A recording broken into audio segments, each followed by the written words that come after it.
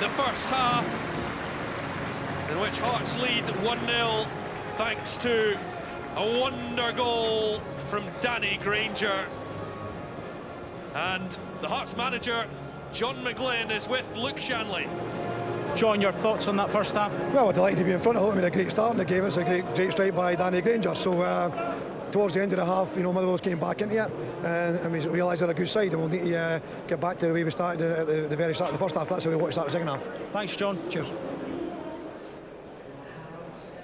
And away he goes, and they certainly did start well, Hearts, didn't they? And they are ahead at the break. The views coming up of Neil McCann. A lot to talk about. What a goal that was by Danny Granger. Can't wait to see that one again. But should Motherwell have had a penalty? Neil McCann's verdict next.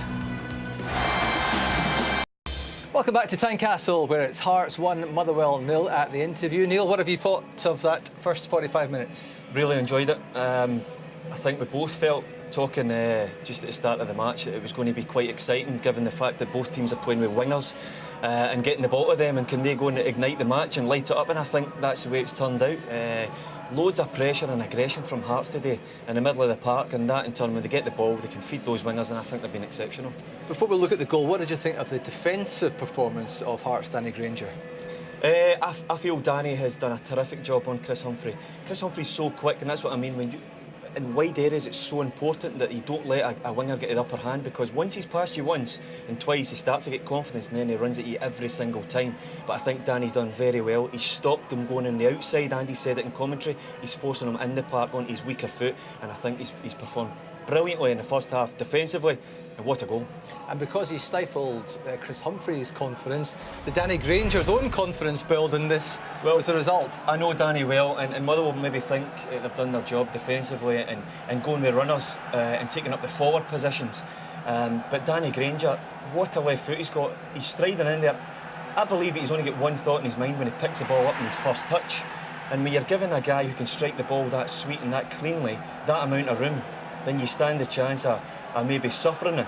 And I tell you, it's such a good strike, David, because see when you're running as a left-footed player with that ball, watch this, he has to cut across it to keep it straight, because if he doesn't, it bends away out to the outside. Look, he cuts across it, almost hitting it with the outside of his foot, the top and the outside of his foot, and that allows the ball to stay arrow straight.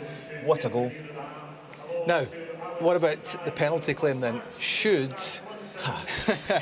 Motherwell have had a penalty? Yeah, contentious issue here. It's floated in here, and as it comes, it's fed back into the box. I think Andy Webster elbows Michael Higdon in the back of the head before he makes contact. Look at that, he comes right through it, and then you're saying it's a big, hard centre-back's header, aggressive. But I don't think he allows Michael Higdon to jump. I think if that's outside the box, it's a free kick for Motherwell. But these are the decisions and the inconsistencies you sometimes get with decisions outside the box and inside the box. Why didn't the referee give it then? Well, I don't know. He maybe just sees it as an aggressive challenge from a defender coming onto the ball. And I think that the fact that Michael didn't get off the ground allows Andy Webster to get a bit more height and a bit more leverage, but I think he makes contact before the ball.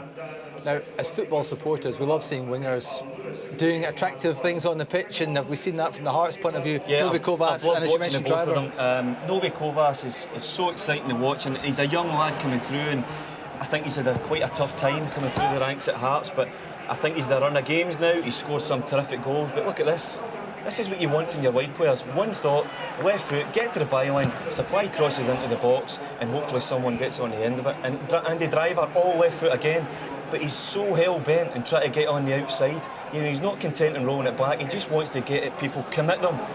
Roll Stevie Hamill, an experienced defender, too quick, too good, and it's just maybe the final ball that lets him down. But And Andy's played in every game this season after a terrible run of injuries in the past few years. Are we seeing the benefits of that now as he slowly rebuilds his confidence? Yeah, well, I'm delighted for him. As I said, he's a great kid. I was there in the second time around with Andy, and he suffered so many injuries. So to get a run of games and a run of confidence in yourself, build yourself up, that's the sort of reward you're getting. More of the same in the second half for the Hearts wingers then, is what John McGlynn will be saying. Stuart McCall, well, he was fizzing at his players, wasn't he, towards the end of the first half. Motherwell have not lost a game away from home. They need to salvage this one. It's 1-0 at the break, and the second half is next.